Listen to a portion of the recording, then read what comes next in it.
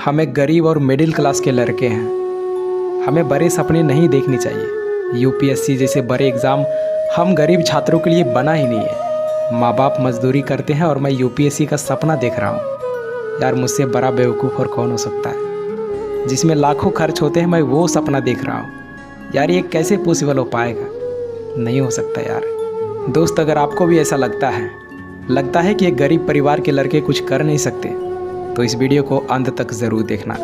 मैं गारंटी के साथ कहता हूँ कि आप भी अपने माँ बाप के सपने को पूरा करने के लिए तड़प उठोगे। तो चलो इस वीडियो को शुरू करते हैं। दोस्त सफ़ीन नाम का एक लड़का गुजरात के सूरत में अपने पेरेंट्स के साथ रहते थे। इनके माता पिता डायमंड यूनिट में काम करके अपने परिवार का गुजारा करते थे, लेकिन किसी कारण से उनकी माता पिता दोनों की नौकरी चली जाती है। दोस्त नौकरी जाने के बाद एक हंसता खेलता परिवार पैसों की कमी से जूझने लगा, मानो दुखों का पहाड़ टूट गया हो। नौकरी चले जाने के बाद उनकी परिवार की स्थिति बहुत ख़राब हो गई थी, लेकिन एक बाप इतनी जल्दी हार कैसे मान सकता यार। अपने परिवार की स्थिति सुधारने के लिए, अपने बेटे की स्कूल की फ़ीस जमा करने के लिए इनके पिताजी घर घर जाकर इलेक्ट्रीशियन का काम करने लगे। और इनकी माँ दूसरों के घरों में रोटियां बनाया करती थी और कभी कभी शादी के फंक्शन में जाकर भी रोटियां बनाया करती थी। लेकिन क्या आपको लगता है कि इतने में घर का खर्च और पढ़ाई का खर्च निकल पाएगा? नहीं दोस्त। जिस प्रकार से हम अपना सिलेबस को कंप्लीट करने के लिए एक्स्ट्रा टाइम देते हैं, उसी प्रकार से घर के खर्चे को चलाने के लिए इनके माँ बाप भी एक्स्ट्रा काम करने लगे। कुछ पैसे अतिरिक्त कमाने के लिए इनके पिताजी और माताजी जाड़े के दिनों में सड़क के किनारे उबले हुए अंडे और चाय बेचने लगे, जिससे कि वह अपने परिवार का पालन पोषण कर सके और अपने बेटे की पढ़ाई में कोई दिक्कत ना हो। यार एक बाप अपने बेटे की पढ़ाई के लिए अपना सब कुछ कुर्बान कर देते हैं। ना दिन देखते हैं ना रात, ना गर्मी देखते हैं ना बरसात, ना धूप ना छाँव। यार कोई फ़र्क नहीं पड़ता इनको, क्योंकि इनके कंधे पर जिम्मेदारियां होती हैं। दोस्त इनकी माँ भी कम नहीं थी। सर्दियों में भी पसीने से भीग जाती थी। सुबह 3 बजे उठकर 200 से अधिक रोटियां बनाना आसान नहीं होता, और इतनी मेहनत के बाद इन्हें कुछ हज़ार ही मिला करता था। सफ़ीन हसन अपने परिवार को हमेशा पैसों की तंगी से जूझते हुए देखा है। अपने परिवार की इन परिस्थिति को देखकर सफ़ीन हसन ने जीवन में कुछ करने की ठान ली, कुछ बनने की ठान ली, क्योंकि अब वो समझ गया था कि कोई अगर इस परिवार की स्थिति को बदल सकता है तो वो मैं खुद हूँ। मेरे सिवा और कोई इसे बदल ही नहीं सकता। मैं इस स्थिति को बदल कर रहूँगा। लेकिन सफ़ीन को यह पता नहीं था कि उन्हें बनना क्या है। एक दिन सफ़ीन के गांव में जब जिला अधिकारी आए, जिला अधिकारी के प्रति गांव वालों का सम्मान और इज्जत को देखकर सफ़ीन काफ़ी हैरान हो गए।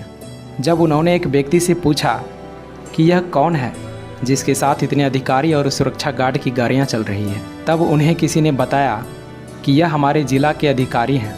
इनका रुतबा किसी राजा से कम नहीं है। दोस्त डीएम के रुतबे और काम से प्रभावित होकर सफ़ीन ने भविष्य में डीएम बनने का सपना को अपने मन में पाल लिया, और उसी समय यह निर्णय कर लिया कि मुझे भी डीएम बनना है।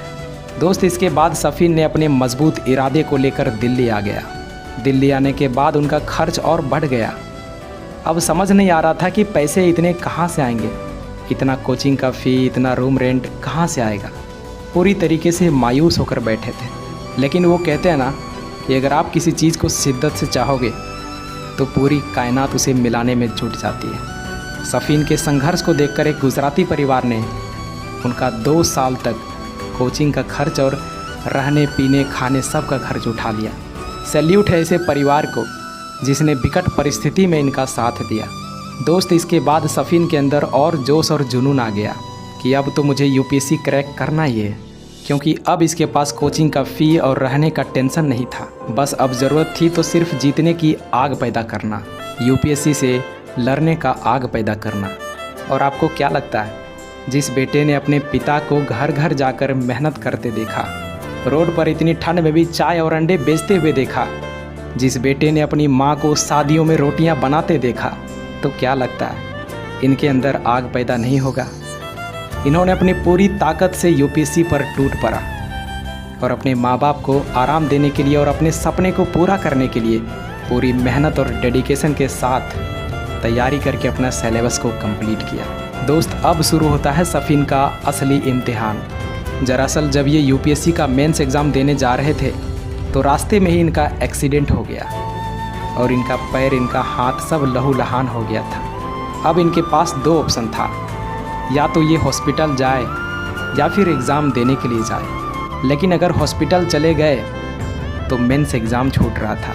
कुछ देर बाद इन्होंने सोचा, अगर मैं यहाँ से बैक हो गया तो मेरे माँ बाप को 2-3 साल और मजदूरी करना पड़ेगा, और अगर मेरे रहते अपने माँ बाप को कोई तकलीफ़ हो तो मेरा रहना और ना रहना में क्या अंतर रह जाएगा।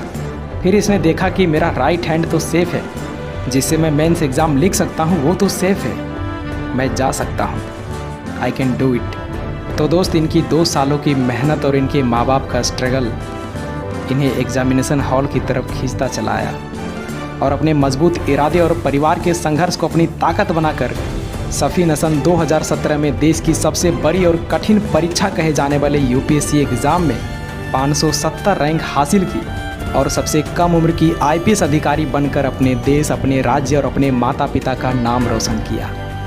दोस्त, सफ़ीन हसन के संघर्ष और सफलता की कहानी देश के उन लाखों युवाओं को प्रेरणा देती है जो हर साल यूपीएससी और अन्य परीक्षा में भाग लेते हैं, लेकिन थोड़ी सी कठिनाई में अपना हौसला खो देते हैं और विपरीत हालातों से हार मानकर अपने लक्ष्य से भटक जाते हैं। दोस्त, सफ़ीन हसन की कहानी हमें बताती है कि कैसे कोई मनुष्य कड़ी मेहनत और अपने लक्ष्य के प्रति एक निष्ठा रख के कठिन से कठिन लक्ष्य को भी हासिल कर सकता है। तो आई होप ये स्टोरी से आपको बहुत मोटिवेशन मिला होगा, और इसी तरह के स्टोरी को सुनने के लिए इस चैनल को सब्सक्राइब ज़रूर करें। मैं मिलता हूँ आपसे अगली वीडियो में, तब तक के लिए जय हिंद, जय भारत।